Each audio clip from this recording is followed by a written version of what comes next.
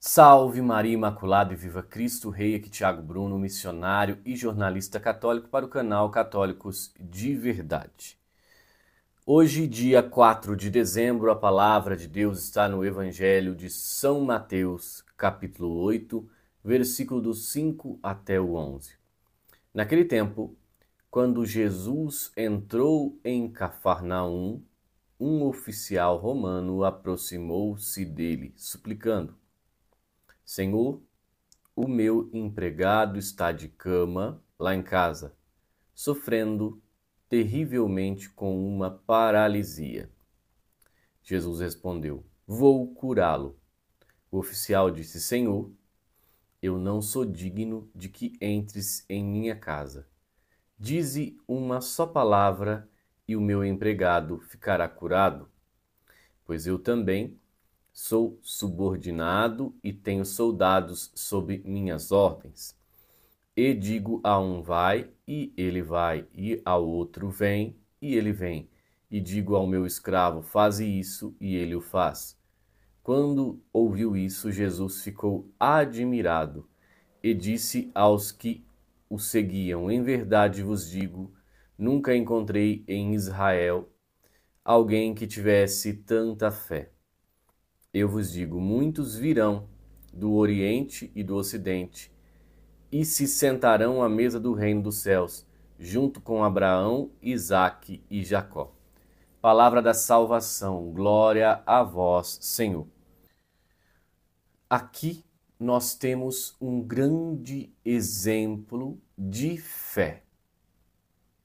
O centurião romano demonstra toda a sua fé em Cristo, o que deixa Jesus até admirado.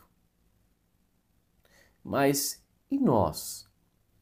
Será que nós temos verdadeiramente a fé como essa fé do centurião?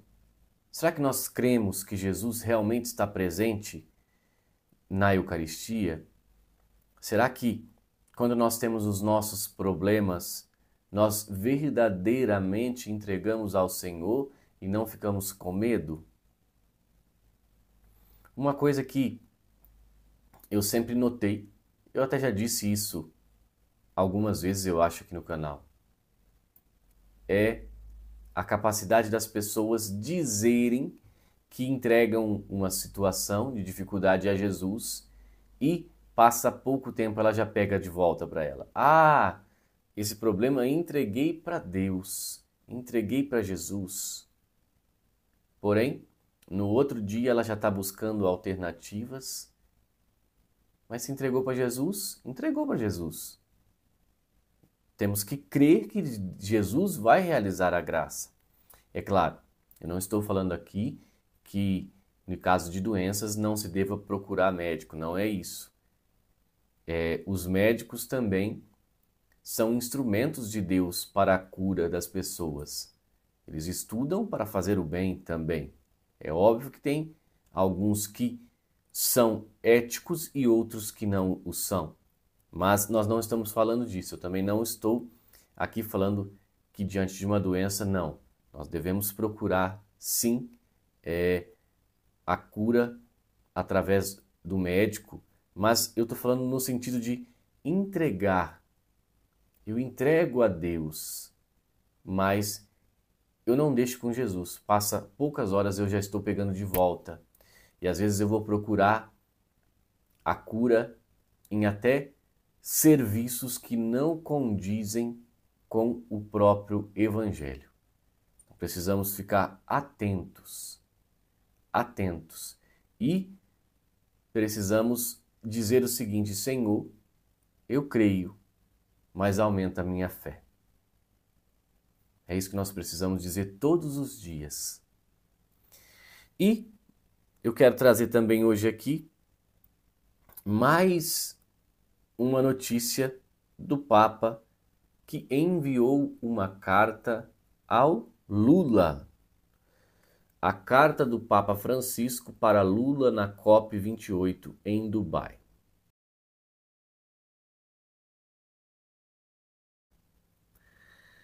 o Papa Francisco enviou uma carta ao Lula. Isso aqui é uma matéria do jornal Carta Capital, tá?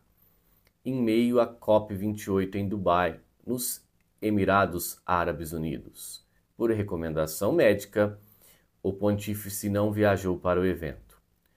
Continuo grato por sua disposição de discutir o futuro de nossa casa comum e os meios mais eficazes de responder aos desafios urgentes enfrentados por nossa família humana. Acredito que poderemos falar em outra ocasião para prosseguir com estas questões, diz um trecho da carta. Vamos colocar a fotinha aqui.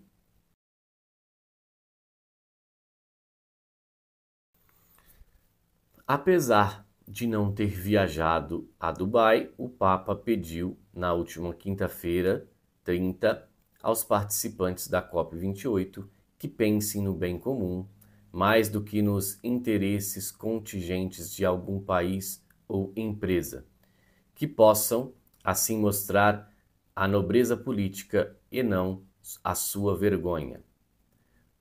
O Papa de 86 anos sofre com bronquite e foi forçado a cancelar sua viagem à reunião de cúpula anual do clima.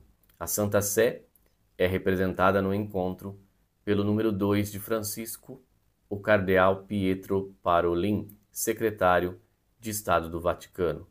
O Papa argentino fez da defesa do meio ambiente um dos pilares do seu pontificado e seria o primeiro chefe da Igreja Católica a participar da cúpula da ONU desde a sua criação em 1995. Aqui nós vemos, então, um alinhamento da Igreja com as causas climáticas. E esta aproximação de Papa com o presidente brasileiro só mostra que os bispos da CNBB, o pessoal brasileiro que está levando informações para o Lula lá no Vaticano, só mostra que eles levam informações, vamos dizer assim, com a mãozinha da teologia da libertação. É isso. A mãozinha da teologia da libertação passa as informações para o Papa e o Papa manda carta para o Lula, abraça o Lula, como se o Lula fosse um santinho. Oh, meu Deus do céu, hein? Precisamos rezar muito pela igreja, precisamos rezar, porque a missão primordial, principal da igreja é a salvação das almas. Salvação das almas. O seu padre, ele deve lutar pela salvação das almas, o bispo também, o cardeal, o papa, todos nós como batizados, devemos lutar pela salvação das almas. Quando os efeitos climáticos, quando a casa comum, ela se torna algo maior ou mais importante do que a salvação das almas, daí estamos correndo um grande perigo. Eu não estou falando que se tornou, mas eu estou falando quando se torna. Então é difícil, que situação difícil nós termos que ver tudo isso acontecendo, essa preocupação excessiva com o meio ambiente em detrimento, uma preocupação que nós às vezes não estamos enxergando tanto, que é a salvação das almas. Então, joelho no chão, rosário na mão, rezemos pela Santa Igreja. Salve Maria Imaculada e viva Cristo Rei.